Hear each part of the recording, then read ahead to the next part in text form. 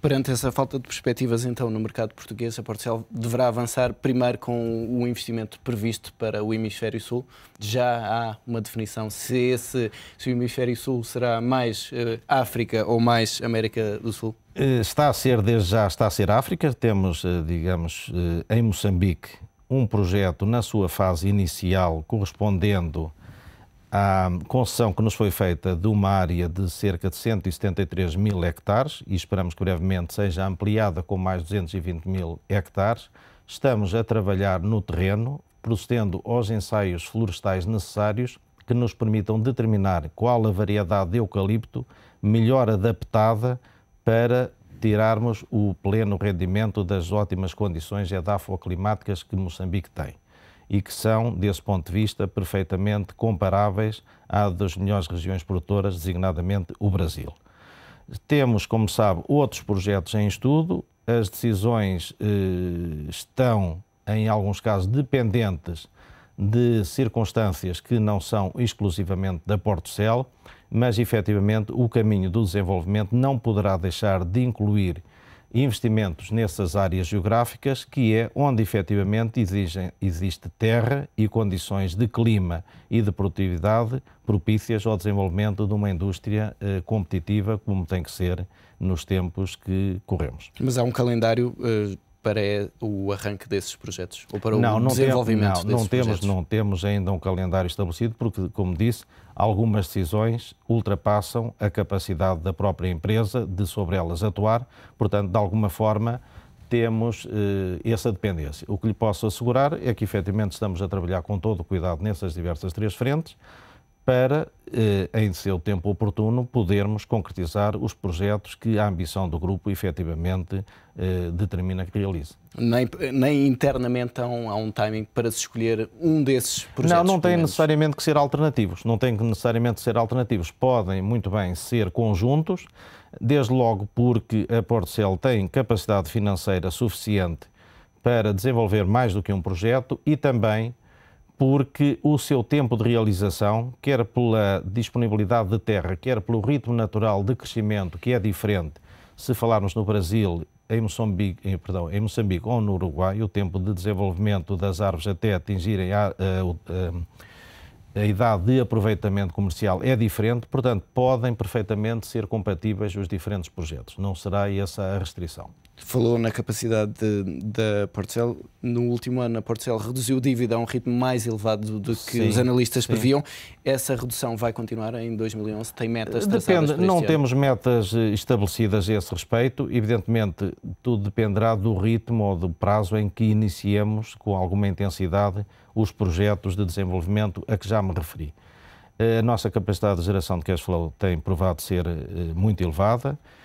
Temos uma situação financeira muito confortável, não sofremos nenhuma dificuldade, mesmo na época mais crítica de acesso ao mercado de capitais. Em 2010 colocámos mais de 300 milhões de dívida no mercado sem efetivamente grande dificuldade. A nossa taxa média do custo do dinheiro neste momento é inferior a 2,5%, o que nos tempos que correm penso que se deve considerar bastante simpático, e por isso a restrição financeira não é efetivamente o nosso problema. O nosso problema é hierarquizar devidamente os projetos após reunir toda a informação necessária para decidir com todo o conhecimento possível em relação a projetos cuja incidência é sempre de muito longo prazo e, portanto, há que ter especiais precauções. E perante esse conforto financeiro de que fala, a Portucel já antecipou dividendos relativos ao exercício de 2010, que foram pagos em dezembro,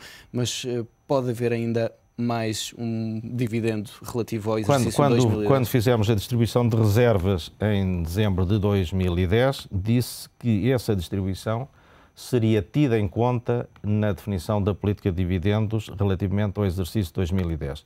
Essa ponderação está a ser feita, não há ainda decisão a respeito. E essa decisão poderá surgir antes da Assembleia Geral. Pergunto-lhe ainda antes de terminarmos, a M-Real anunciou uma subida dos preços da pasta, do papel, entre 6% e 8%, um aumento que deverá ser realizado em março.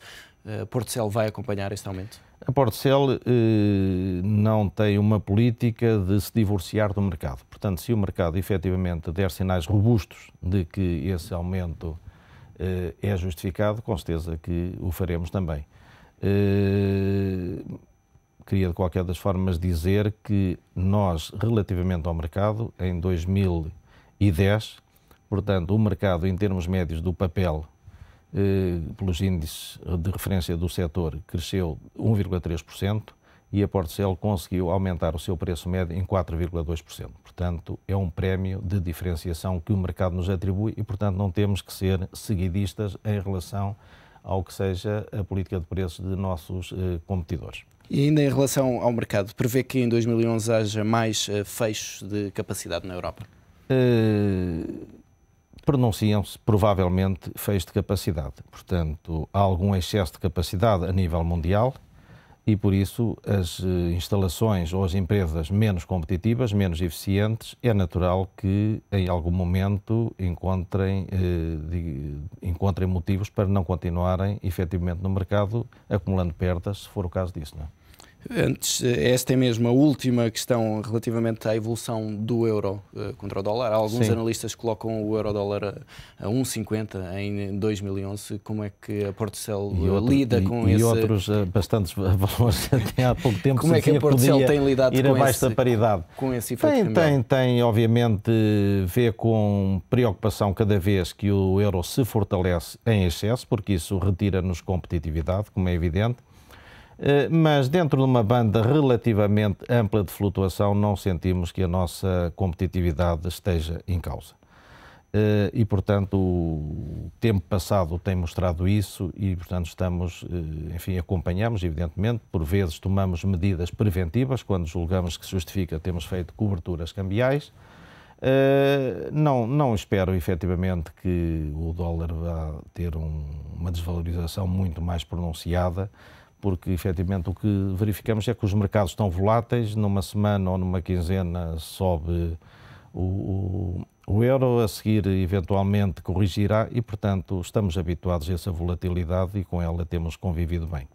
Manuel Regalado, obrigado pela presença neste Fecho de Contas, o comentário do Chief Financial Officer da Portcel, um dia depois de se terem sido apresentados, então, os números da empresa.